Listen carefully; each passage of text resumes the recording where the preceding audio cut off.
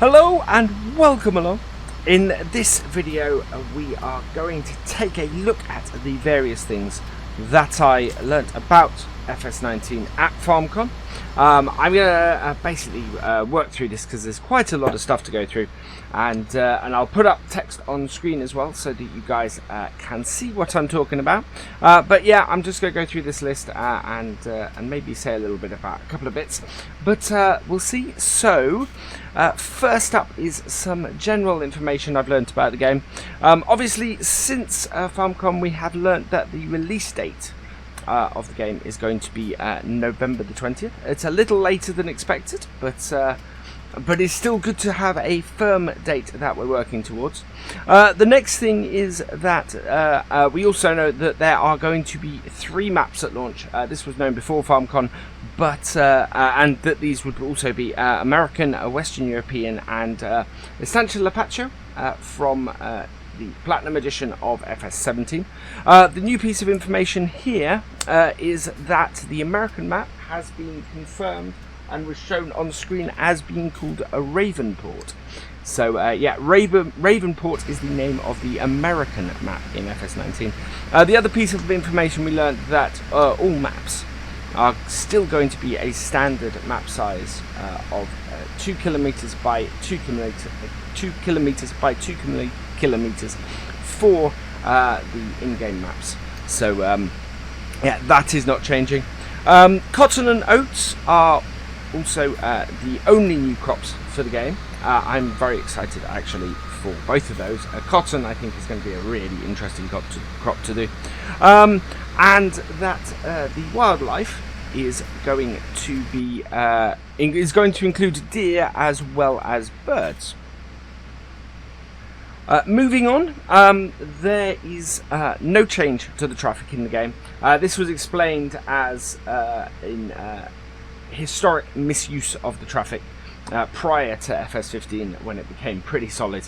I have heard stories about people mucking with the traffic in FS13, so it would appear that Giants don't wish for people to be able to do this. So yeah, no change to the traffic. It's still going to be fairly static and fairly solid.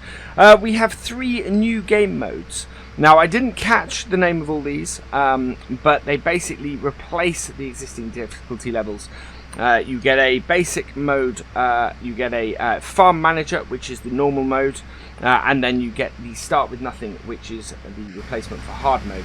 The start with nothing mode really interests me. I think that is going to be a great way to start, and ties into a lot of the other stuff we will come on to later. But yeah, I think that's a really interesting mode, and anybody who's seen any of my live streams recently know that I will be using this mode quite a bit.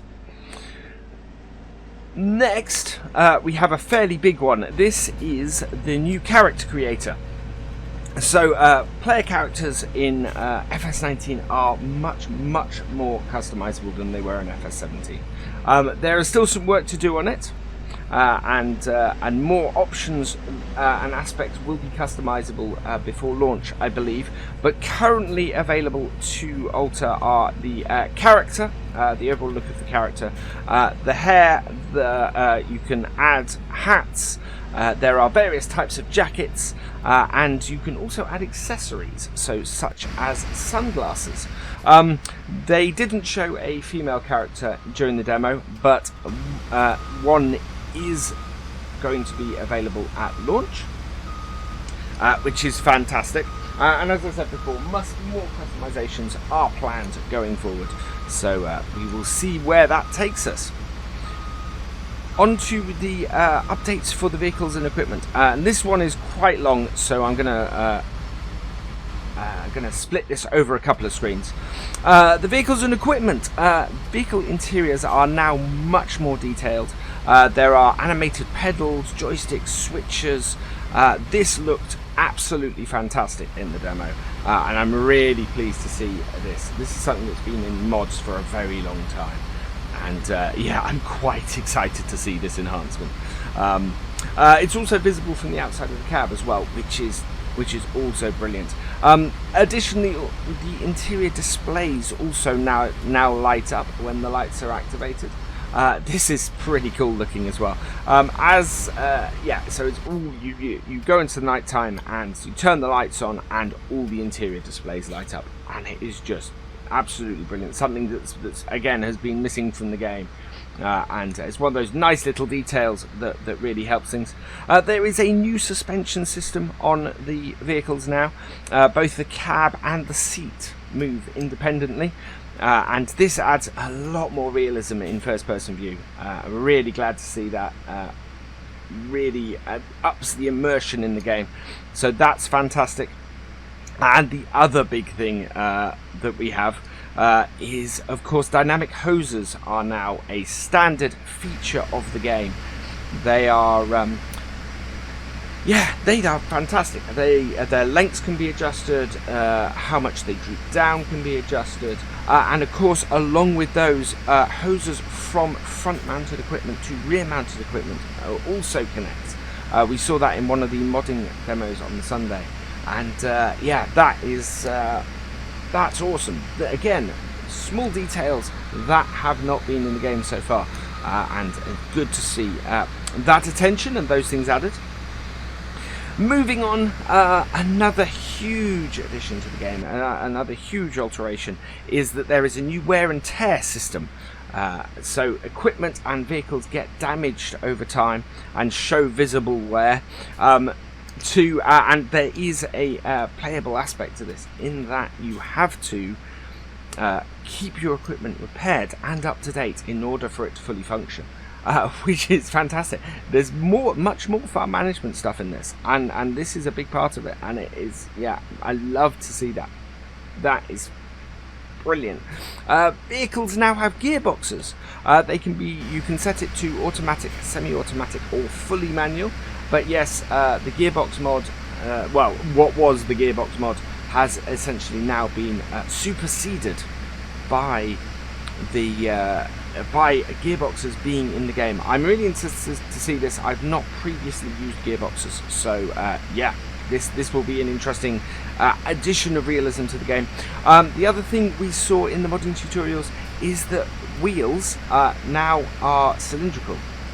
So while they look cylindrical in the game, previously they've been a single, very thin circle in their collisions. Now the entire wheel is a collision. What this means is that anybody who's tried to drive a tractor onto a flatbed before and got the wheel just slightly halfway off the side of it and the tractor has fallen through, that is a thing of the past. Tractors and equipment and everything, anything with wheels will be a lot easier to get on a flatbed, and basically won't fall through bits and pieces or off bits and pieces if only half their wheel is on it. That to me is a fantastic addition. Onto the next screen, the light models. The various lights that you can attach to vehicles. These are now a shared item in the game. So, like the wheels in FS17 that were interchangeable between vehicles, lots of vehicles use the same lights. And so these have now been something that you can specify and add to a vehicle in the same way as you can specify and add wheels in FS17. That, I think, is great. That will cut down on RAM needed for models and things like that, because these things are shared, and so that is a wonderful enhancement. There are a few things that aren't in the game that I will cover quickly. So there is no IC control, which is one of those things that I wanted but unfortunately isn't in the game. There is no passenger script, which is a pity considering the wonderful updates that we will get to later about multiplayer. But yes, there is no passenger script, and there's no GPS either. GPS, while there are GPS items on the John Deere tractors, apparently the actual GPS functionality is not there. And one last bit that was brought up in the demo is that there is a new piece of equipment. There was a new piece of equipment that was revealed. It was a Brendel K105 fertilizer spreader. which is a smaller version of the big Brendel that is currently in game. And yeah, it looks great. Really interested to see that. Not the biggest equipment reveal that there could have been, but if we do at least know another piece of equipment that is going to be in the game. Next, we move on to gameplay. So this is where there are a huge number of enhancements, and some of them are absolute doozies. As you can see, first up we have the cork or lime, as it's known in the UK, has been added to the game. The big thing for this, though, and I don't think I've really seen it mentioned anywhere so far, is that it replaces ploughing. So you no longer have to plough after every third harvest. Instead, you need to spread cork or lime instead in order to maximize your fertilization. And that is a big thing. Part of the reason why they did that is because ploughing is a really slow process, and they wanted to enhance the game and keep it interesting. So yeah, ploughing is no longer required after every third harvest. Instead, you need to spread lime or cork on the fields. There is a new texture for it. It turns the field white. It looks fantastic. It really is wonderful. Animals, grazing areas are now placeable. We will come on to the whole placeables thing and the all of that in a bit. But yeah, animals are now placeable. The number of animals you can have is limited by the size of the placeable you use. So the larger your grazing area, the more animals you can have. There is no longer can you have 10,000 cows. You are limited by how many you can fit in a grazing area, which I think is a wonderful addition. So yeah, to add more animals, you're gonna have to add a larger placeable area. The other thing is you can have in a multiplayer game, you can have multiple animal areas for each type of animal, but it is limited to one animal area of each type per player or team. So yeah. You can build your own little farms, and we will come to the multiplayer in a bit. But you can build your own farms and have your own animal areas in multiplayer. Weeds are now grow among your crop, and yeah, and look fantastic. They need to be removed to get the best yield. You can remove them at first stage growth with the weeder. So the weeders are now a really useful piece of equipment and a necessary piece of equipment in Farm Sim, which is good to see that those have been enhanced. If you don't manage to remove the weeds at the first stage of growth, they can be removed later by spraying. What happens is it's rather cool. The weeds wither, so they wither and then they disappear, and it looked wonderful. It really looked great. Next up, we have the shop, and so the shop has been completely rebuilt. Tractor categories are now split into small, medium and large tractors, which is good to see. Much easier to find the tractor you are after from that. The big change, the reason for the rebuild, is because when you go to purchase a tractor, or when you go to purchase a piece of equipment, there is now a 3D preview of it. This looked really beautiful. Absolutely fantastic. It updates in real time with your options. So if you add dual wheels to a tractor, it will show those dual wheels on the tractor. No more having to buy several pieces of equipment to see what options are. You can see them, preview them in the shop, and it looks wonderful. It kind of looks like the shop kind of looks like the interior of a warehouse as well. So the preview sits on the right hand of the screen. You change the options on the left hand of the screen, and yeah, and it just works really well. Wonderful improvement to the shop in FS19. Now on to some of the really big changes to FS19, as if these are for FS19, as if these aren't big enough already. You can now build your own farm in FS19. When they say the tagline is "farm like never before," they really mean it for this game. You can so as we said with the options earlier on, You can either start with nothing but money and just build your farms from scratch, or you can start with a pre-built farm and some equipment and things on the other options. And I love that. I love the fact that you can then go, bang, I'm in the map, I've got money, let's build a farm, let's start a farm from scratch. Everything that you need on a farm is now a placeable item, so you can build a farm anywhere on the map, and the ground will level to allow you to place or put these placeable items. Awesome feature. Does mean that you can place stuff almost anywhere on a map, and I love that aspect of it. It really does bring this whole thing of you can create your own farm and build your own farm, and will be fantastic for doing that. You can also change the ground texture, so if you want to build a road up to your farm, you will be able to place the gravel that leads the road up to your farm, which is fantastic. You now purchase areas of the map instead of fields. Fields still exist and are necessary for the mission system, but yeah, you don't buy fields anymore, you buy areas of the map. So that means you could buy a group of 5 fields, you could buy 3 fields and a farmyard. There are, the possibilities are endless here for this, and I'm really looking forward to what mod map makers do with this function. Yeah, so they consist of almost anywhere on the map. The map is divided up into these areas you can buy. Also, additionally, something I've not seen mentioned, these areas can be sold. So if you buy an area and you want to move your farm, you can sell everything up and sell the area and move to somewhere else on the map, which is brilliant. Buying and selling a land, very much part of this, and I love that. Moving on to the multiplayer. The multiplayer is allows up to 4 teams of players. After FarmCon, Giants did say that they are investigating the possibility of upping this to 8 based on feedback. As it stands at the moment, it's 4. If it goes up to 8, that would be even better.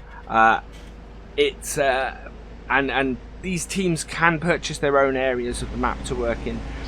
They have completely separate budgets and completely separate money, and they can have their own animals and work their own fields and everything. And I love this. It does make the whole thing a little bit more competitive, so that you want to buy up as much land as possible. You can do that and compete against each other to see who can own the most of the map first. And missions are now available in multiplayer. And we will get onto the missions in a moment. But yeah, missions are available in multiplayer. Something missing from FS17. Great to see it in FS19. Speaking of missions, there are some updates to those as well. As I've said, missions now available in multiplayer. Missions no longer have a time limit. So you can go on and you can do a mission at your leisure. I'm hoping that the time will continue to move in game if that's the case, and that will make that aspect of it more realistic. But yes, there's no time limit on missions anymore, and you can either lease the farmer's equipment or use your own. And using your own is fantastic, and it opens up a whole new gameplay aspect that hasn't existed before. You can now be a contractor in Farming Simulator 19. Start with no money, buy yourself a tractor. Go and do missions. You don't need to own any land. You maybe set yourself up a little yard, but you don't need to own any land. You can just go around the map with your tractor and do missions for money and be a contractor in FarmSim. Fantastic style of play. Really looking forward to maybe testing that out. I think that would be a great way to play the game.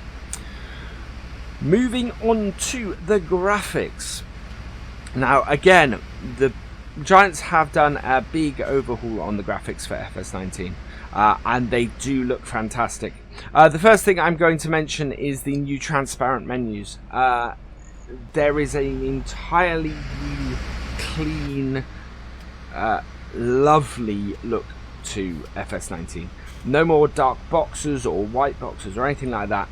All the information is overlaid on the game and just looks clean and clearer and minimal and absolutely beautiful. Speed and fuel level and all of that is, well, to be honest, in general, all of the current bits in Farm Sim are in roughly the same place. So, for example, the speed and fuel level and other vehicle information are down the bottom right-hand corner, which is brilliant. And everything's been moved a bit more into the corners though, so it's right in the bottom right hand corner, and the weather and the time has been moved right into the top left hand corner to give as much visibility of the gameplay as possible, which actually is a welcome change. I really like that. Next up is the dynamic clouds. The dynamic clouds firstly look amazing. They roll and change and evolve as they move across the sky, and can move in all directions across the sky. They are absolutely beautiful. I've looked up at FS17 skies since and just gone, wow. Some beautiful skies in FS17, like on Lone Oak Farm, and gone, wow, FS19 just blows this out of the water. And yeah, and as a result, you can also see weather coming as it's on the way. So rain clouds you can see gathering, and prepare for them, and it's also, there is a wind. Okay, so the clouds can move in all directions. So it's, yeah, the clouds are really beautiful in FS19. I think there are going to be a lot of players spending a lot of time looking up when this game comes out. Now, there is a huge update to the materials in the game.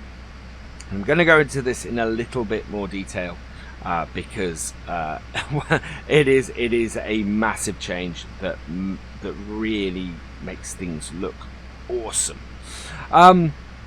So FS19 has much more realistic textures, and the way they've achieved this is by creating 8 predefined materials that have their own gloss and their own structure. So these include things like metal, black and coloured are separate materials. Plastic, black and coloured, similarly separate materials. Leather, there are others, unfortunately I can't remember what they all are, but yeah, there is just this wide range of textures. So each part of a vehicle gives off a different shine and a different feel, and leather seats really do look like leather seats. It's fantastic. And to do this, they have made some changes to the textures in general, which this will be interesting to mod makers more than anything else. The diffuse and reflection maps have been completely removed from mods. And the red channel in the specular map is now repurposed for the abrasion textures. So the wear and tear system uses the red channel in the specular map.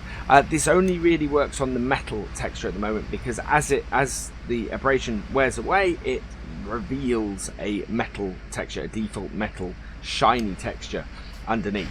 So if you were to apply it to a leather seat, yes, it would work, but as the seat wears, you would see metal underneath it. There is also no alpha channel in the specular map anymore, and the cube map that used to be used for reflections and mods, these are now moved to the game maps. What this means is that you'll be able to set the reflections for a given map in the map. So anytime somebody comes with something reflective into the map, it will use that map's reflection. So it will be a map specific reflection, which I think is fantastic, because in so many mods you see Hagenstad reflected in the metal instead of the actual map you're on at the moment. There are now predefined colours for different brands that can be used in the GE and XML. Things like Fendt Green. This means that all Fendt tractors would be the same colour, rather than ending up with a mishmash of colours between tractors or mods or in-game vehicles. Which is great. A nice uniformity. It means you don't have to go and change it in 6 mods if the green is slightly off. You can just go, right, I want this tractor to be faint green, and it will be Fendt green. Colours and materials can be defined in either GE or the XML, which this whole system of change also results in less RAM needed for the textures. So what you end up with is you end up with using less RAM, so you have more space to do more detailed mods in the game. Awesome attention to detail there, in that you can have more detailed models because you're using less RAM for the textures. Fantastic. To do all this, if you're building a mod, there's currently an export tool from Maya to apply these multiple materials.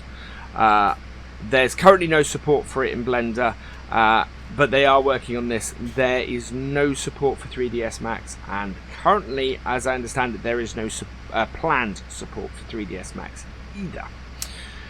Finally, on the graphics, we have the lighting. There have been a few changes to the lighting on vehicles. No more coronas when you create a mod. The game now generates its own bloom around lit objects, and lights are, and these lights, they are now self-illuminating shapes. This allows for more intricate lighting shapes, so like the headlights on the John Deere. In FS17, they're actually almost impossible to do.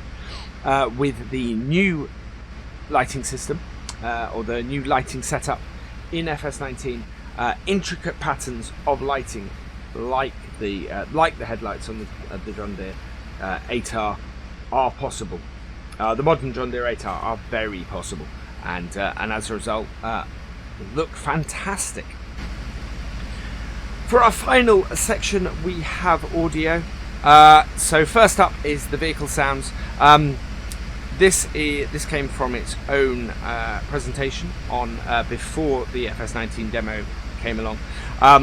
They try and make the sounds as realistic as possible for the vehicles, and there are a similar number of sounds on a vehicle in FS19 in comparison to FS17. However, the sounds are more detailed, much more detailed. And as a result of this, they went out and they recorded all the sounds that they could on site. There's quite a challenge to this, because especially for older equipment, they need to first locate the vehicles, and then they have to record them on site. And it was rather interesting. They were saying that each vehicle has a sweet spot for each sound that they're trying to get, and they go round the vehicle and they try and find the location for this sweet spot, and then they record it. And sometimes it's just in really weird places. I mean, like for example, underneath the vehicle sometimes. There was one thing I had of note in this, and I've tried to clarify exactly whether this means something or not. One of the images shown was, or several of the images shown actually, was getting the sounds for a JCB Fast Track 150. Now, I've tried to find out whether this could be a recording for FS17 or FS19. I haven't got any conclusive answer on that. My fingers are very much crossed that Matt XJS's JCB Fast Track 150 will be in FS19. But I think with that one, time will tell. But yeah, I'm very much hoping that is what that means. Finally, we are on to the environmental sounds. So like the vehicle sounds, the environmental sounds in FS19 are much more complex than FS17. There are a whole load of new sound options in GE. You can choose to play a sound at a certain, either during the night or during the day, or even at a specific time of day, or under certain weather conditions, which is awesome. So, for example, you could set a sound to only play in a very far corner of the map for 10 minutes between 1 and 1:10 p.m. only if it's raining, and people would only ever hear that sound if all those conditions were met, which is, so some people would never hear that sound, and I love that. I love that there is that kind of specificity to the sounds and it is just going to make everything feel that slightly bit more realistic. Greater diversity of sounds in FS19 over FS17. Exactly what that means, I'm not sure yet, but more diversity is always a good thing when it comes to things like sounds and things like that. There is more surface sound details. So one of the huge things in FS17 that people loved was the gravel. You drove over the gravel and you got a sound from driving over the gravel. That has been expanded for FS19, so other ground styles or other ground textures will now produce their own sounds, which is awesome. Someone did ask about whether vehicles would have individual horns. Currently not possible, but it is something that they want to do in the future. So whether we will, that will not appear in FS19. Possibility for FS21 or FS23, somewhere in the future, but yeah, no individual horns on vehicles for now. And so basically that is everything I have learnt about FS19 while I was at FarmCon. I hope there's some stuff that you gets you excited in there. I hope there's some stuff that interests you in there. Let us know in the comments as to what your favourite new feature for FS19 is. But for now, all that remains is for me to say thank you for watching. I hope you have enjoyed this video. Please give it a like, drop us a comment and give it a share. And for all the latest videos and live streams from Virtual Farmer, please subscribe to the channel and I will see you next time. Goodbye.